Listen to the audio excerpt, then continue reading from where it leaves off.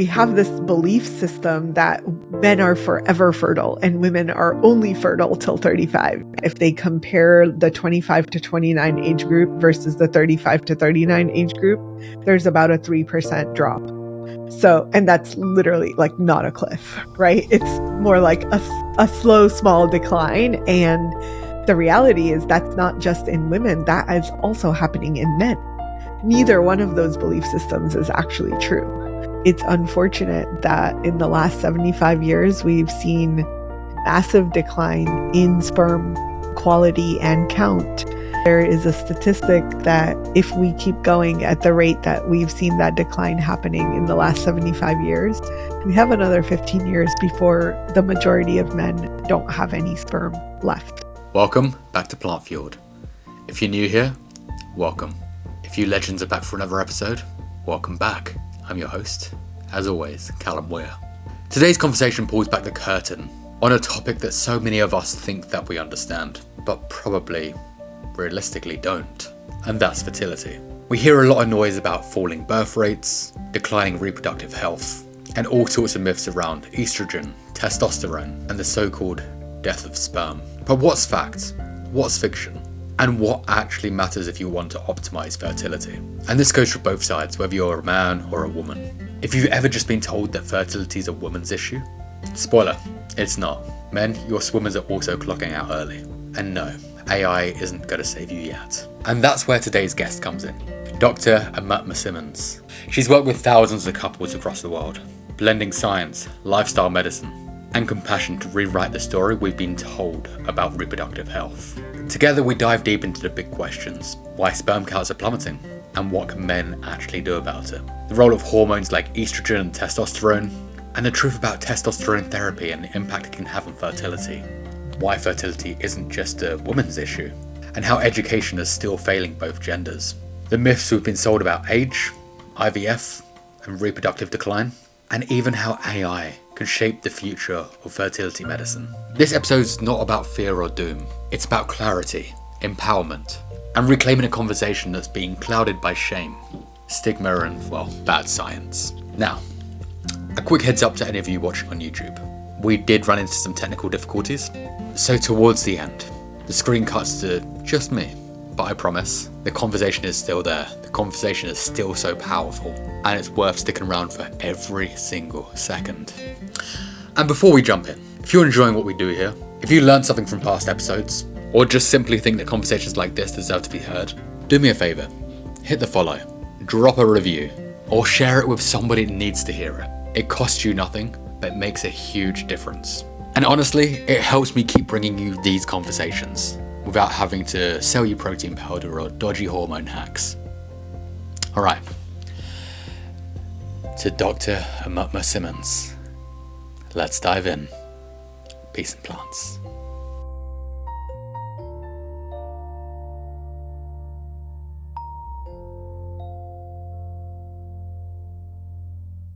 Dr. Aumatma, welcome. Thank you for having me, Callum.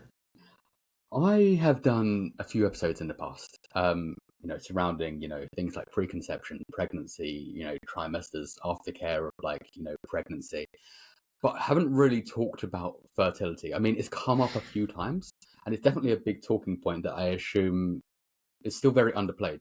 It's still very kind of under talked about in a grand scheme of topics to do with pregnancy. And even though realistically, it probably affects 50% of the world in one way, shape, or form. So I think really to start things off, yourself, what is your journey that's kind of taking you to becoming who you are? Because obviously you're a naturopathic doctor, but also I can never say that. I can never say it right. It never comes out. Yeah, endocrinologist. That's the one. Yeah, which is endocrinologist is just a fancy way of saying I super love hormones and I like to approach them in a more natural way. So that's really for me as a naturopathic doctor, it's been 20 years now that I've been in this field, and 15 of those have been specialized in fertility. And the reason that I got into it was because I was married to this man who I wasn't sure I wanted to have children with. And every time he mentioned babies, my uterus would be like, no. And like I could literally hear it screaming. And I was just like, oh gosh, this is not a good thing. And everything that I had learned about fertility in medical school was that it drops off of a cliff at 35. So I really it was like close to that time, and I was like, well, if I'm not having a child with this man, what am I doing? Like, we're still married. What's do I not want to have children? Can I let go of that? And he apparently like really wanted to have children. So it was a point of like, okay, I need to figure out what I want, and if it's not what he wants, then we need to go our separate ways. And what I came out to was I did want to have a child. I was very into that, but I was not into it with him. And it was kind of like an oops. I probably should have done that differently. Should have thought about that before I got married. But you know, I to this day I'm like grateful for that experience because it would not have led me into fertility if I hadn't been with him and hadn't had that like intense response from my body of like, no, this is not the right decision. Yeah, your uterus And is having the ick. yeah, basically. Yeah, just a little bit. And there were lots of reasons for that. And there were honestly like probably a good number of red flags that I didn't see. But definitely by that point in our relationship, and we had been together for like 7 or 8 years by that point. So it was kind of like, oh shit, like this is my wake up call. And if I need to do something different, now is my chance to do that. Um, but like fertility, just out of the need for myself, I was like, how do I do this if I want to have a child?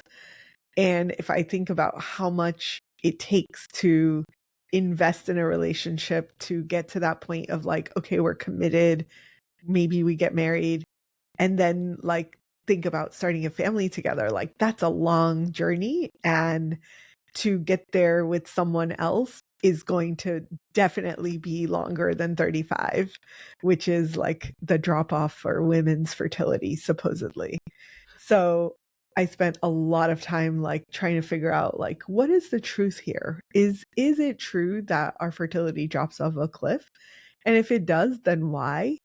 And what I found was that we're actually like that's a super myth that has never been proven. Really? So, yeah, really. Yeah, because I think like when it comes to fertility, like what comes to mind for me, and I guess many others, I think it's probably due to lack of education, obviously ignorance, is that, Yeah.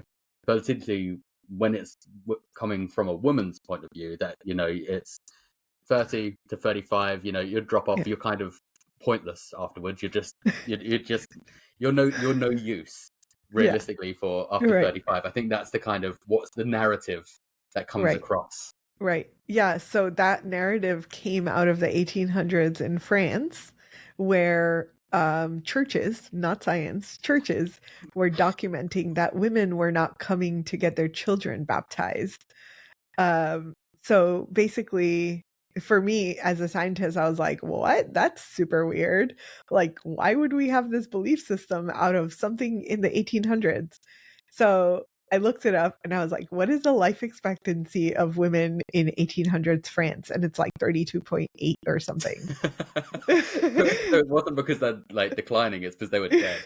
They were literally dead. Yeah. So it's like a bizarre thing that an entire field of study and medicine is based on this idea that female fertility drops off of cliff. The reality is there are some like very small scale studies that have happened more recently that are scientific. And what they've found is that if they compare the 25 to 29 age group versus the 35 to 39 age group, there's about a 3% drop. So, and that's literally like not a cliff, right? It's more like a slow, small decline. And the reality is that's not just in women, that is also happening in men. So it's this, like, we have this belief system that men are forever fertile and women are only fertile till 35. And neither one of those belief systems is actually true. So what I've found over the years is, like, the only way to make that judgment call of when is a couple fertile, we really need to look at it on a case by case basis. We can't go into like a random, like, oh, you're 35, so that's it for you. I've had 25-year-old men with zero sperm. So, like, age is not super relevant in a lot of This ways. absolutely blows my mind because I think, like, obviously there's this persistent narrative that's been pushed for many years, and I think a lot of us, the majority of us, are kind of like, there must be science behind it. There must be Right. studies behind it. But it's wild that this all dates back to France, and like there's and the whole medical industry is just kind of like just sitting on this French kind of like trauma bonding. Yeah. Yeah. Yeah, exactly. And, like, we can just to think about, like, what happens for a woman around that time period. And, like, I saw somewhere that you, like, have a dating website or something. Maybe you guys were, like, talking about it on a podcast. I was kind of scrolling through your content, and I was like, if you think about that time period where dating is happening and the amount of pressure that is coming from a woman around that age period of, like, oh my God, I have to, like, lock this guy down. And the man who's like, well, I'm fertile forever, so F that. Like, I'm not making a decision out of fear or anxiety around not being able to have children. Like, I'll think about that when I'm ready to. And it's just such different mindsets that are coming to the table. And if we're able to change that perspective and say, hey, a woman is potentially going to have struggle after 35, but there are a lot of women who don't have struggle over 35. And how do we know? And if we can use science to understand that better, and for a woman to go in with, like, hey, I don't know exactly how much time I have left, but I think I'll be good for a few years. I'm coming to the table with a lot less anxiety about whether or not I want to, like, be in a relationship with someone. And I'm like filtering his shit through a different lens instead of being like, oh yeah, he's good enough. Like, yeah, let me just marry this guy. And that is happening in so many places. Like, so I just think that if that belief system is at the crux of so much, and it is influencing our behavior, our decisions, our choices. And if we can shift that belief system, we're going to have a very different outcome in how even we choose whether or not we stay with someone. As you said, I think it's very obviously it's by individual and the person as well. Because one of my best friends, she was born after her mother thought she couldn't have kids anymore, and that was at 45. So she was a big surprise because she was told for a long time that she could never have kids, and then obviously after 35, 36, she was like, it's never going to happen. 45, became pregnant all of a sudden, and that just blew her mind. So it's Yeah. it's obviously Yeah. very by individual and circumstantial Yeah, to the person absolutely. also. I think that there is um there are just so many factors that are influencing fertility that we're not thinking about. And if we base everything on age, we end up with just not enough real data to base any kind of decision or get an understanding of.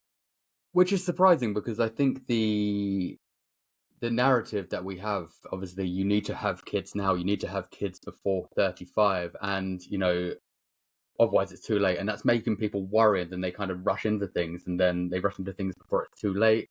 And then, of course, with that rush, they can sometimes go do it with the wrong person that's not right for them, because it's kind of like, if I don't do it now, I'm not gonna get it done at all. And if I don't get it, if I wait until I'm after 35, there's a good chance it may never happen.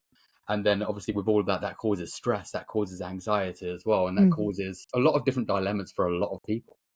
Yeah. Yep. Absolutely. Absolutely. So hopefully we can change that paradigm, because I think it's driving so many poor decisions. And I wonder, like divorce rates are what, 50% and on the rise. So when we think about like if we're making those decisions from a place of fear and anxiety, we're certainly not making the right decisions for ourselves. And yeah, like that's so much of where my story started into fertility, and sharing with people that, hey, this is not the truth. Like what I was taught in medical school even is not the truth. And that we, like, our bodies are just so amazing, and we have the potential to prolong fertility if that's what we want to do.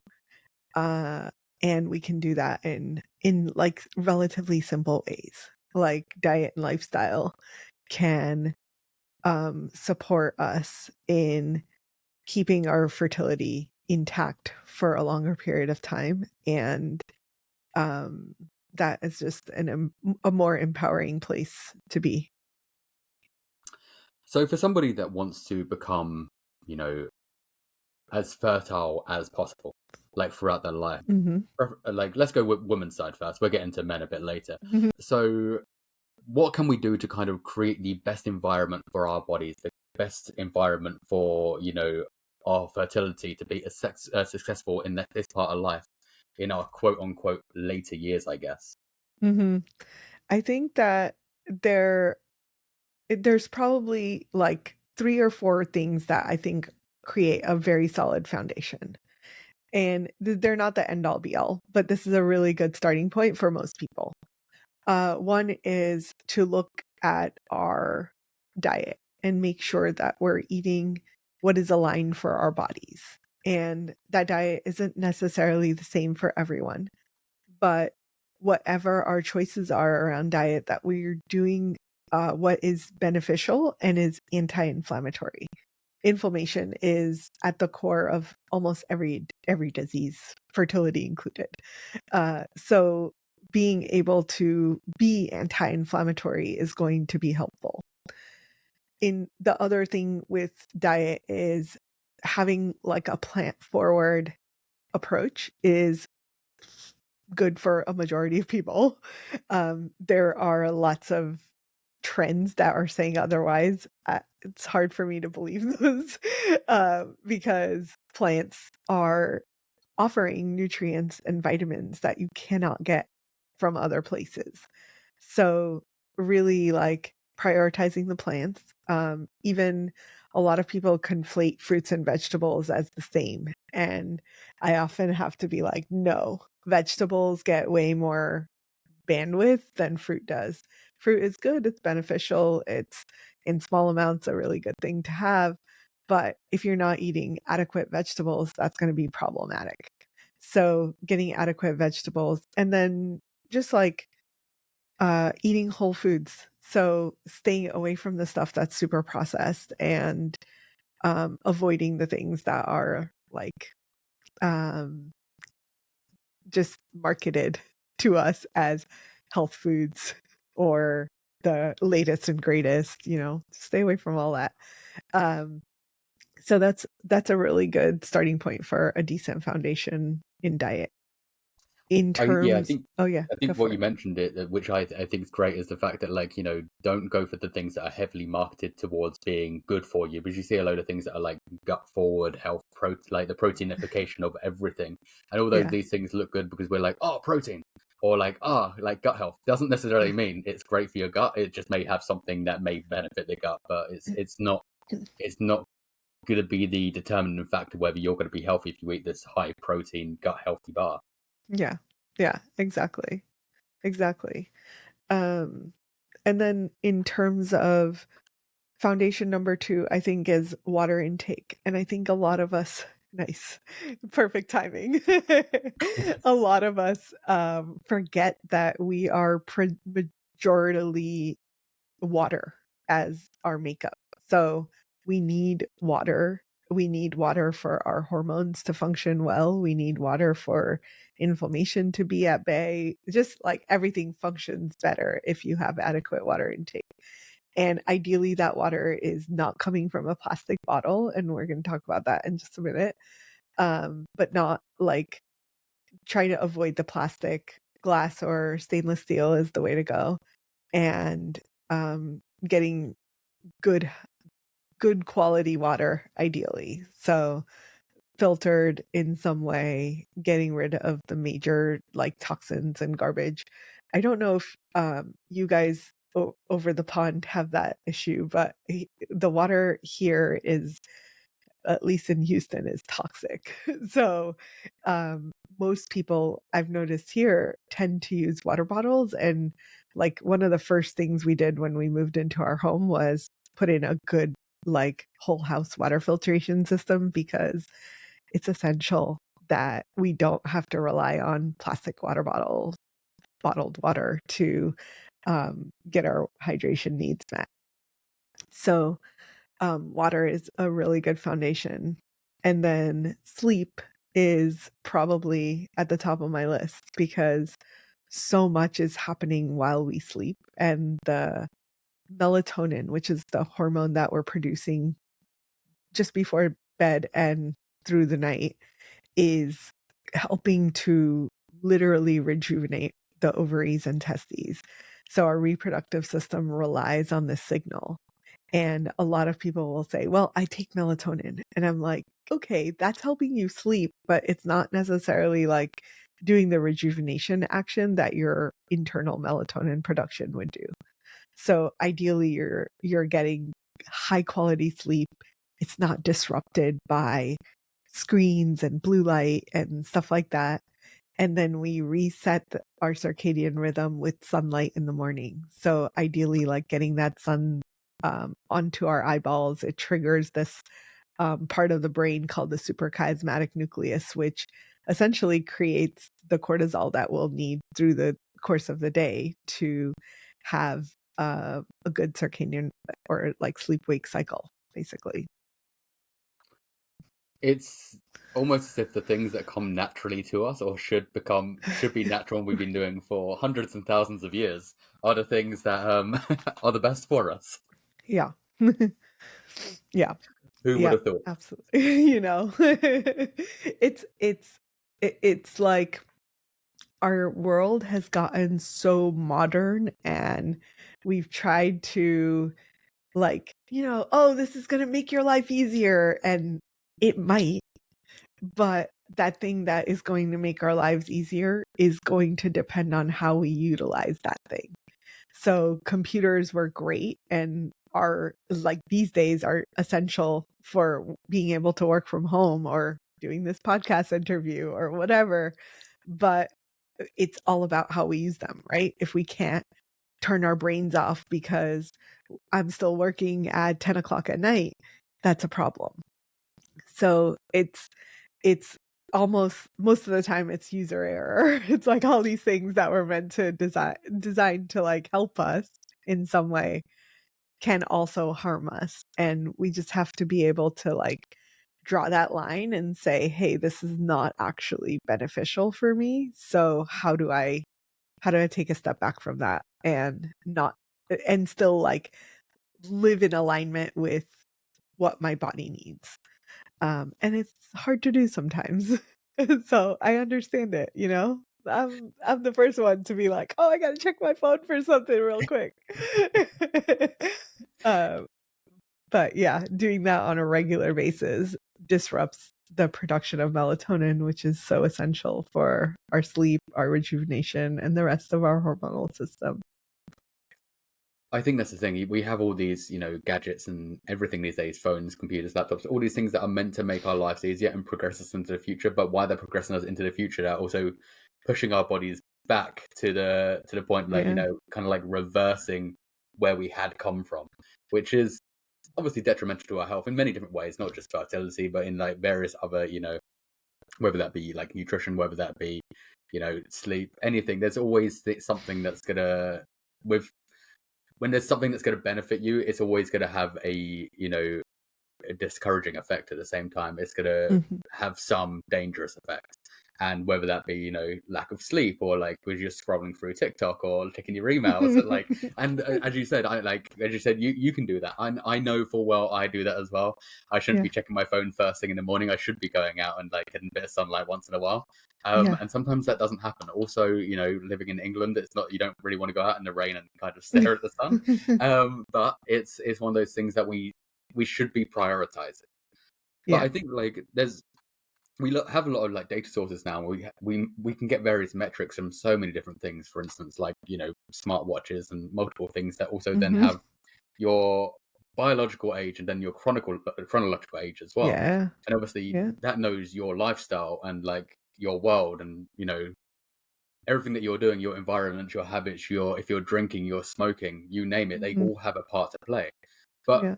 do you think that like obviously the chronological age and then the biological age can also have an impact, because you can be 10 years younger in your body Mhm. than you actually are in real life? Absolutely.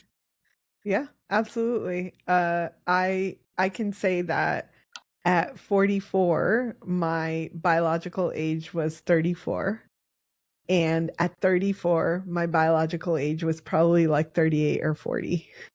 So it is very important to, like, I think it's amazing. Science is amazing that we can understand now that there are actual markers in our body that we can easily test to know whether we are aging forward or backwards. And that is going to have a pretty significant effect on our fertility, because your ovaries definitely do not know what your chronological age is, but they probably do know what your biological age is, because all of the things within your body are communicating with each other.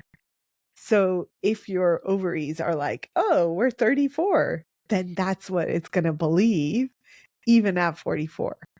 And that is going to have a pretty significant effect on our fertility, because most of those markers are essentially how well is the body detoxing? How well is it methylating? And is it getting the key nutrients that it needs?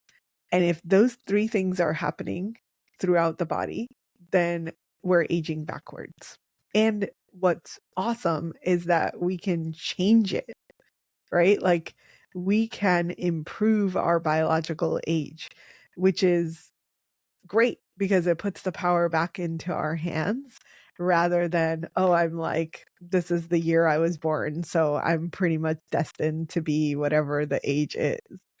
Um, so it anything that I feel like anything that has us be able to say, hey, this is in my power, it's in my locus of control, that is really great, because then I am at choice about whether or not I do something about it. And I don't know how you feel about this, but like, alcohol is the one thing that I feel like is socially accepted. It is probably the fastest at aging our bodies, because it's creating inflammation on it's in the gut, it's creating inflammation. I don't know why it took me so long to come to this realization, but it was just like I 2 months ago that I completely agree with that. Like it took me so long. Like I no longer drink, and yeah. obviously I just overlooked the dangers and the like what it can do to the body, the inflammation, the toxicity, the poisoning of the body, and Mhm. like I overlooked that for multiple years. And I think it's only in the last year I was like, I should probably do something about that. Yeah. This seems like it could be an issue, and like the more you read, the more you study, and the more you kind of like delve into things, you realize that it's probably not the best if I drink this, and like there's other ways to kind of derive enjoyment that doesn't Yeah. include like drinking. Yeah. And these things, but it does have such a detrimental effect on the body, and especially like Hmm. especially for men. Like if you now we're talking about fertility, like Yeah. the more we drink, the more estrogen we have, which Yeah. fertility wise Yeah. isn't a great thing. Yep. Yep. Absolutely. And like I meet so many men that are like, oh, I have like 14 drinks a week. And that's like a low thing for them. And I'm like, gosh, that's a lot of alcohol. Yeah. And they're like, I know, but I don't really want to give it up. Do I have to give it up? And what has recently I have been thinking a lot about is we use alcohol to sanitize, right? Not that I don't think this is actually a good thing, but we think that having alcohol in products to help sanitize our countertops and our hands and all the things is the way to go. Kill all the microbes. Well, if alcohol is a sanitizer and we're putting it in our body, what is it doing to our microbiome, which is Mm. essentially like 80% of what's happening in our gut? It is responsible for making hormones, neurotransmitters, detoxing. So many pathways are based on these microbes. So every time I consume alcohol, I'm now like wiping out my microbiome, which is going to lead to all kinds of issues, nutrient deficiencies, gut absorption issues, how well my hormones are made, how well estrogen is detoxed out of my body. Um, and that like it sounds like such a simple thing now, but it has taken me so long to get to the point of like, yeah, why didn't I think of that before? Like that seems like such common sense. Um, but yeah, it was just one of those like, oh my gosh, like I really need to cut this out because I don't use alcohol-based sanitizers because I think the microbes are important. I think that they're doing something on my skin. So if they're doing something on my skin, they're certainly doing so much more inside my body. Mm. So yeah, that that's been a new shift for me. And I like, and of course, like feel like garbage when I drink, but Yeah, you never it wake up the still next was day fun. and wish you'd drunk more. It never happened. No, And that's totally the thing not. you mentioned. Like it's probably one of the more socially acceptable things, and we've just like normalized it to the point Mhm, that like it's just we do this because it's a pastime. We do this because we're partying. We do this because whatever the reason we're doing it. When mhm, realistically, it's doing very little good to the body, and people can make um, like cases against like it's full of antioxidants, but I'm like, cool, it's full of that, but it's still full of stuff that's poison. Like, yeah. and I went through years and years of being a binge drinker on like party islands back in the day. So I'm like, it's getting past all that and just kind of like revitalizing your gut and how you actually feel because you never feel great, but also you're not the healthiest when you are drinking a Yeah, crazy amount. yeah, yeah, exactly. And like to your point about the estrogen in men, that is a very real thing. And what we're finding is that there is if I can describe this graph, it's like a very steep decline of testosterone that is happening in the young male population that is kind of scary for us scientists who are looking at the numbers and being like, holy shit, what's up with this epidemic? But what is happening is there is kind of a move towards all of these estrogenic things like plastic, like phthalates, like alcohol. And we're not realizing that all of those are adding to the male body as more estrogen. And when you have estrogen floating around, the feedback loop to the brain is basically like, we're good. We don't need any more testosterone. So it's like the shut off signal to make testosterone. And if that signal keeps happening, then testosterone levels keep going down. So there is a very real epidemic that men are struggling with, young men in their teens. And this is like not the time of life where you should have low testosterone. Um, but they're like more and more men are struggling with this. And unfortunately, the solution has been, at least in the US, people are like, great, we'll give you testosterone shots. We'll fix that problem. And what most of them are not being told is that taking testosterone is the best way to kill off all of your sperm. So That will it shrink your is balls. yeah. It is really not the wisest choice to get on testosterone shots. And I've talked to young men who are like, just give me the testosterone. I'm okay with the fertility issues. And I'm like, well, ethically, like, I'm not okay giving it to you. Like, you need to figure out another solution to get your testosterone up. And the reality is your body can make testosterone.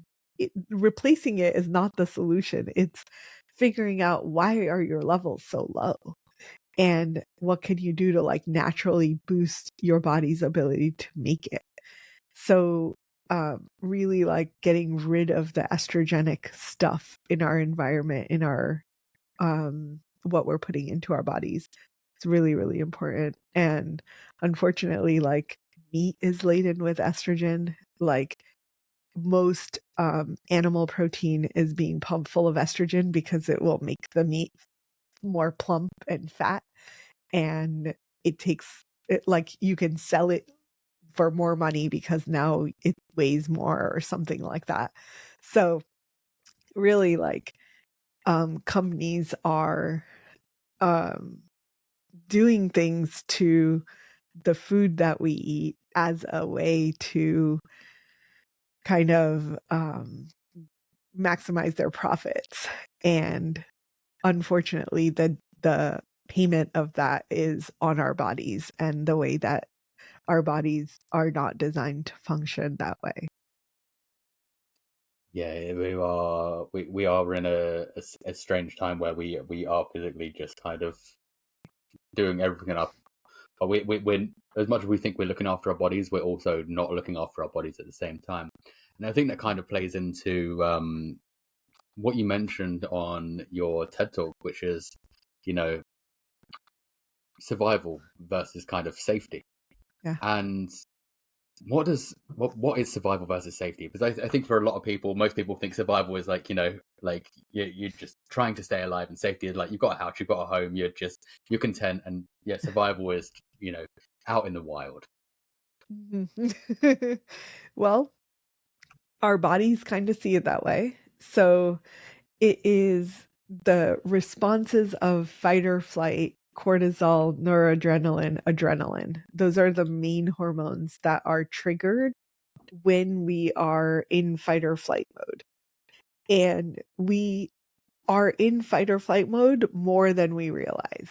So because our biology and physiology is designed for survival, um, that is the tendency that our body is going to want to stay in. And I've been doing a lot of work around this in terms of nervous system retraining, trauma release. Like we are holding on to triggers and traumas that maybe we experienced early in our lives, and it created a pattern of being. So maybe when I was a child, my parent yelled at me about doing something, and that like put me into a trauma state, and it got locked into the body. And that trauma will keep replaying every time. So every time someone says something to me that is a little bit more loud or feels like a yell, I'm going to re-trigger that trauma and my body's going into fight or flight mode. So, and if I'm not aware, that is happening multiple times a day, if not all, like our constant state.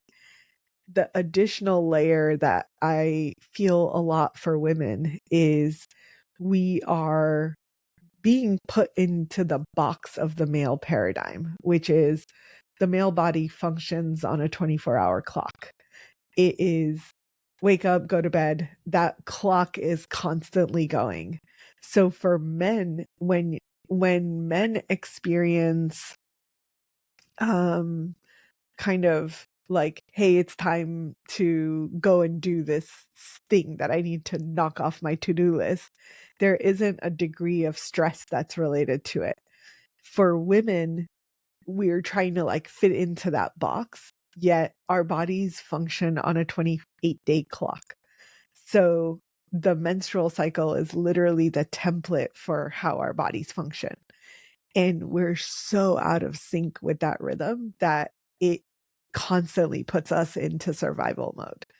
So we're trying to function off of testosterone when what we really need to function on is estrogen, progesterone, and the flux of hormones that happens in our bodies. And most women are not aware of it, let alone living from that place. So we're often in survival mode more often. And when the body is in survival mode, when it's in fight or flight, the fastest and the only thing that our body doesn't need at that time is rest, rejuvenation, and reproduction. So it says, oh, well, we're in survival, so let's turn that stuff off because we don't need it right now. We don't need you to produce ovarian hormones. We don't need to be able to reproduce. We don't need to conceive a child because we need to figure out how to survive. So that safety mode is really only able to function when survival turns off. And because this is like, it's true for both men and women, but women are experiencing it more on a regular basis because of the shift in the time clocks and how our bodies function so different from that 24-hour clock. So, the more that we can do to help move people towards safety, the easier it is to reproduce because then all of our systems come back online. We can say, oh, now I'm in safe mode. Now I can reproduce. But that safety isn't like, oh, nobody's beating me, right? Like that's not the issue of like a lot. When I talk to people about safety, they're like, oh, but I'm not being abused. Like that's not the safety we're talking about. That is one form of safety, but we're experiencing this in like very subtle ways way more often than we realize. Is there a good way for someone to get into that safety mode? Because I feel like when people think, de-stress, it's very much, hey, like 10 minutes of meditation, and you're fine, I'm fixed, went for a walk, smiled a bit. Like people assume that's kind of like, hey, that's how we de-stress. And it's a bit more than that. Although those things can help a lot of people, some people can't meditate. Some people can't get into that zone to kind of like breathe and just let loose. So is there Mhm. ways to de-stress into this kind of safety zone for the average person? Yeah, absolutely. So there are lots of ways to get into that. And some of the things that you just named are great ways. So going for a walk does support safety because when you're walking, and specifically if you're walking with breathing in and out of your nose, if you're breathing out of your mouth, you're probably walking too fast and your body is going into fight or flight just because you're breathing out of your mouth. So if you're breathing out of your mouth, your body's like, oh, something's happening. Like, I'm not safe because if you're running from a lion in the jungle, you are probably going to be breathing as heavily as you can through your mouth. So if we are able to breathe from our nose in and out, and the walking helps to stabilize blood sugar, it helps to just like getting movement helps blood flow and circulation. There's like good ways that that is triggering safety in our body. One of the tools that I've found super useful is something called body scanning, which I mentioned in my TED talk. body scanning will help support safety via triggering the reduction of cortisol. So if we're able to do 10 minutes of body scanning, which I find to be a little bit easier than telling someone to meditate, because meditation has all kinds of connotations that people are like, oh my God, I can't turn off my mind. The goal is not to turn off your mind. Like that's very challenging to do. And even yogis in like a monastery will tell you like that's not the goal. The goal is to allow those thoughts to just flow. But the body scanning helps to put your brain at ease and focus on and pay attention to what's happening at your body level. And just 10 minutes a day has been shown to reduce stress hormones by 40%. So we're getting a really good ROI in terms of reducing stress hormones if we can use that time to like focus on what's happening in our bodies. The other tool that I really love is being able to wake up and go to bed at the same time every single day. And this is like, it's been one of the hardest practices of my life because, oh my God, like I love to sleep and I like sleeping on the weekend. Sleeping in on the weekend is like, just the best, right? Like, I'm It's like, but heaven. I've had such a hard week. I just want some extra hours. But the reality is, like, if I could set my body clock to wake up and go to bed at the same time, then the body feels like it's safe because there's rhythm and regularity. And that rhythm and regularity can show up in the time of day that you eat. The more you can regulate what you're doing, meaning when you wake up, when you go to bed, when you eat, when you shit for even, it can help support a degree of safety because it's predictable. And if you were running from a lion or tiger, that would not be a predictable thing that you would be able to do. So it gives that signal of safety that is relatively easy to cultivate in your body. The third thing, one of my favorite things is the release of oxytocin. And oxytocin is the anti-stress hormone. It will support safety in the body. It has amazing effects on the female body from the aspect of feeling safe and nourished and nurtured. For men, it's very interesting because it actually triggers the production of sperm. So there's like a physical measured effect of having oxytocin for the male. And it's a great way to like support fertility in men.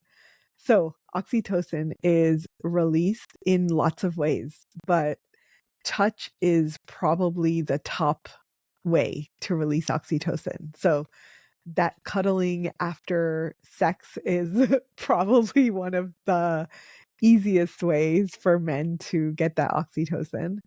And just like cultivating the habit of it, right? Because a lot of guys are like, oh, I don't like that. I don't like to cuddle. That was my husband when I met him.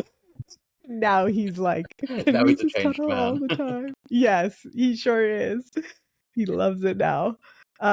So being able to um, get touch, and there was a study recently that was like 20 minutes of eye gazing with deep conversation is another way to trigger the production of oxytocin. There is women will produce oxytocin when they're in circles with other women. So that's another way to like, I feel like women kind of deprioritize female friendships or female community when they get into relationships and they like, oh, I'm too busy, I got other stuff to do. But really like prioritizing that female time will help support oxytocin and really help nurture this aspect of safety in our bodies. So those are all the I feel like those are some of the easy and some of my favorite ways to support um, the feeling of safety and the support of reproduction in the body, even if you're not trying to have a baby. I think what you mentioned is it's the same when it comes throughout is those kind of five pillars of health really, which is community, it is health, it is kind of it's nutrition, it's exercise, it's sleep. All those things kind of play into everything, and all those things that we just assume we should be to Mm-hmm. staying healthy also have such a big effect in various other areas, much like this. So we're very Mm-hmm. much we should be prioritizing all those kind of like lifestyle pillars, because no matter what part of your life you're looking at, it's always good to be implemented in them, but it's going to have some effect. Like, and as you say, like community as well Yep. has such a big effect. Mm-hmm. So when Yep. obviously when it comes to fertility, um obviously a lot of people, they assume it's always a goal issue. It's always a goal issue. They and it can be frustrating. It can be disheartening. It can feel embarrassing for people. However, obviously, it takes two to tango, and a guy Mm-hmm. is a big proponent in that.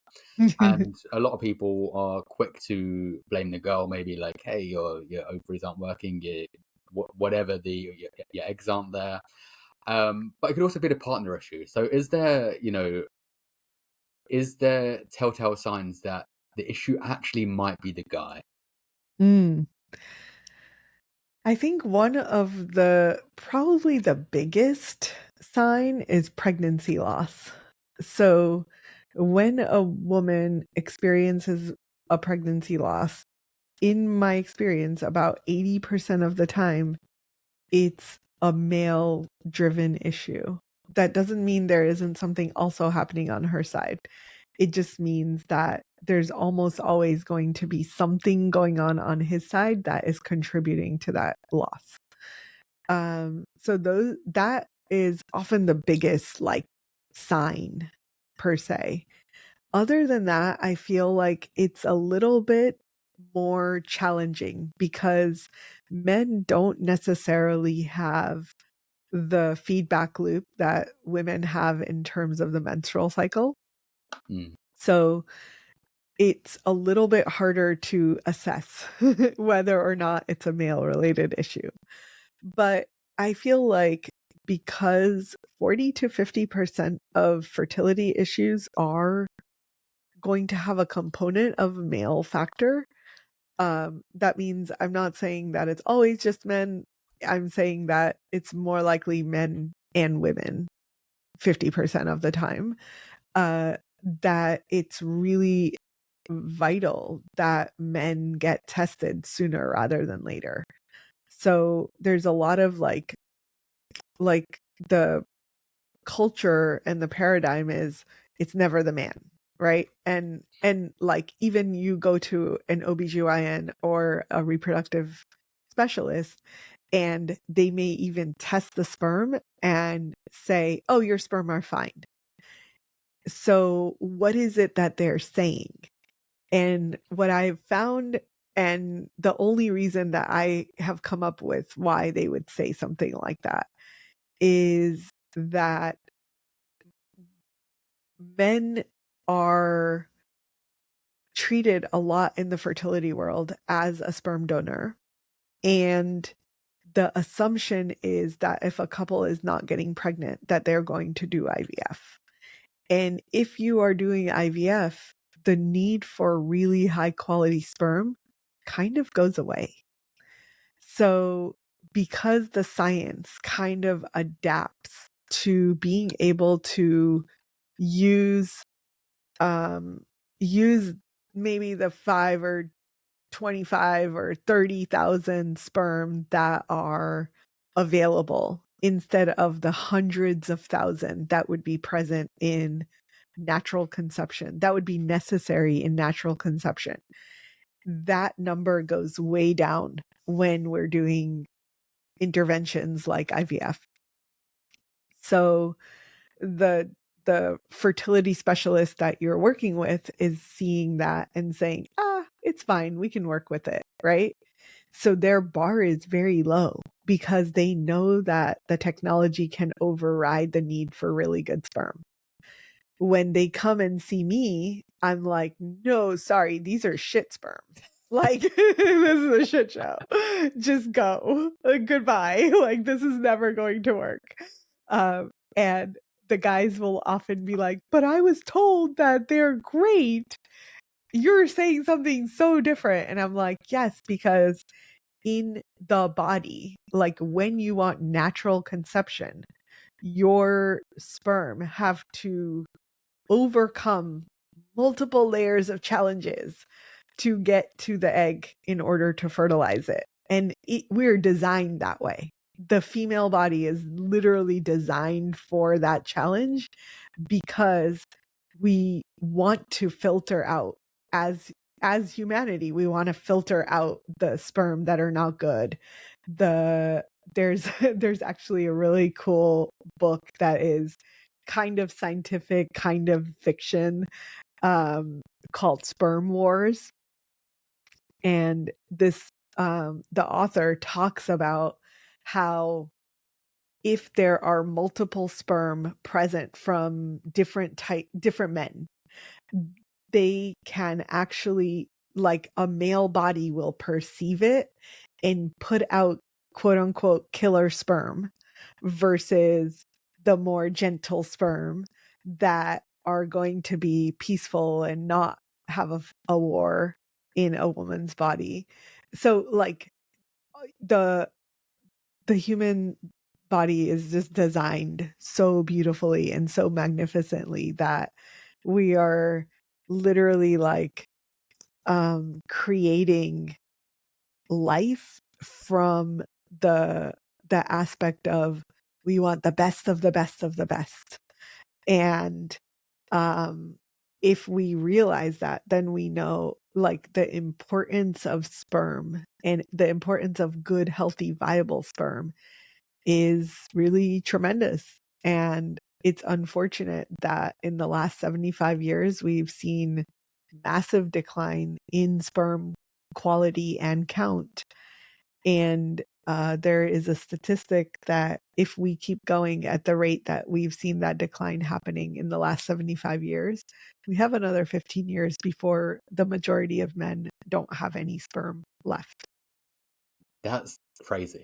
That is a wild statistic to think about. That like what realistically only a few years away, basically. That Yeah. there's a good chance that there's going to be more lack of sperm. Yeah. Yeah, exactly. So I feel like that's a wake up call, and to realize that a majority of men will be not having any sperm is not only a problem on a personal level, but now it becomes like, how is humanity going to survive and continue moving forward? And maybe we won't need sperm at that point, right? Like maybe we'll be having robot children or something. But it's possible, with AI, I like, mean, what's going on right now with like how AI is progressing so fast? It's very possible that's happening. yeah, exactly. And but the reality is like something is going to shift or going to need to shift in order to continue kind of moving that forward. And humans may not survive on this planet. Like we may be in a place where, sorry, no more humans. We just have robot humans, or we have some weird concoction made in a lab, but it won't be as it is now. For sure. Yeah, it's almost as as much as we've progressed with things so far in various different forms. We've obviously expanded our life, and like we've made the world is somewhat quote unquote healthier place. We've also kind of like killed off our quality of life, or our quality of sperm, or our quality of just being able to live a kind of simple life where our bodies can actually do the things they were meant to do. Mm-hmm. Yeah. Yeah. So when it comes to, this is a big talking topic in, I think, many different industries, especially nutrition, but I can only imagine it's very much the same here as well, is people will come to me with a big bag of supplements being like, I take all these. I'm like, why?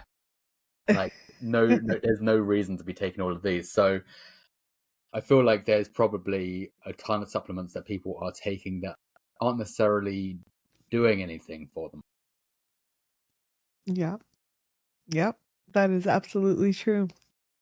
I think that especially in the fertility world, like like when I had a physical office, people would walk in with garbage bags full of supplements, like and like just be like, "Hey, should I be taking all of these?" And I'm like, "Well, we have zero testing, so no."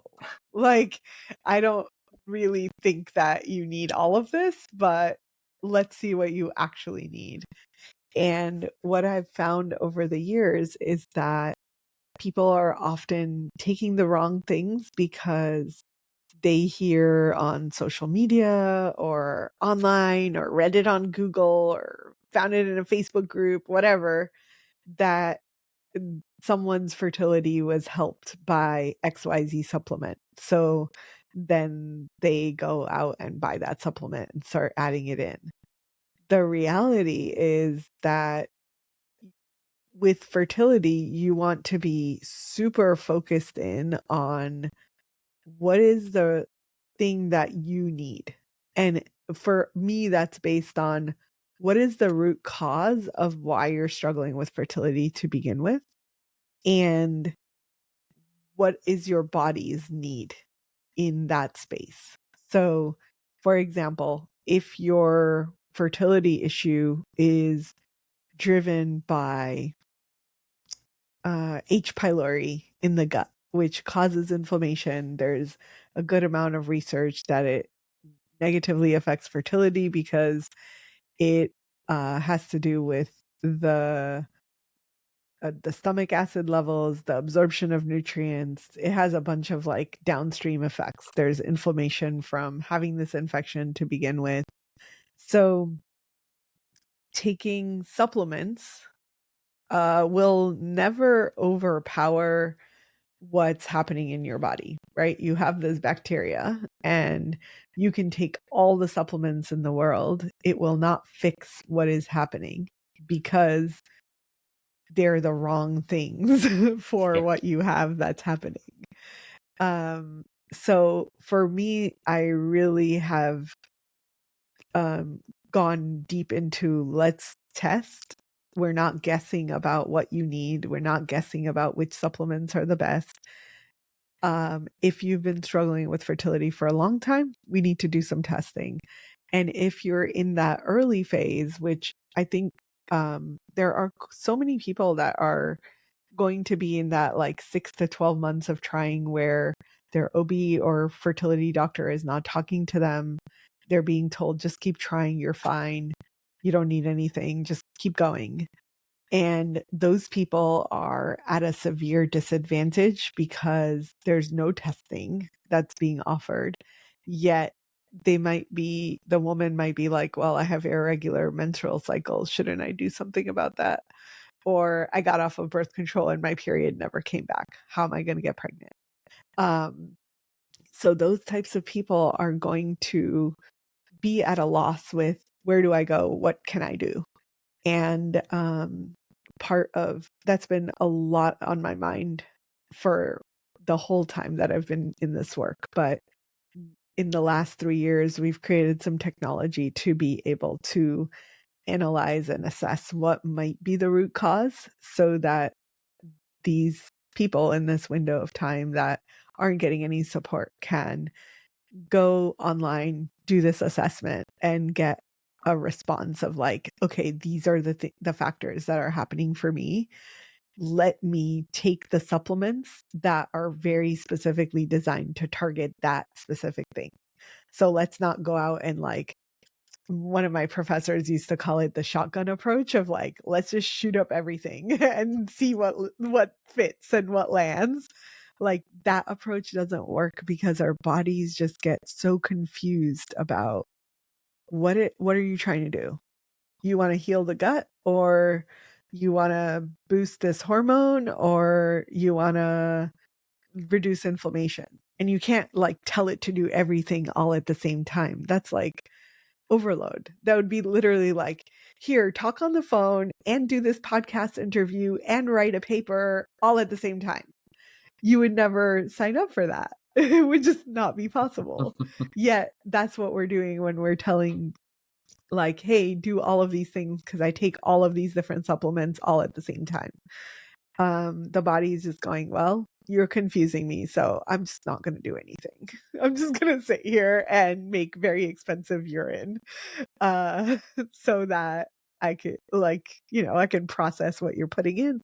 And unfortunately, like if you're on top of that, putting in crappy quality supplements, it is going to be a detriment because now you're adding a burden to your liver to process all this garbage, which is essentially a toxin. You've got a bunch of supplements that are supposed to be good for you with toxic ingredients that are not good for you that you now have to detox. So now you're like a double whammy on your liver to process all this garbage.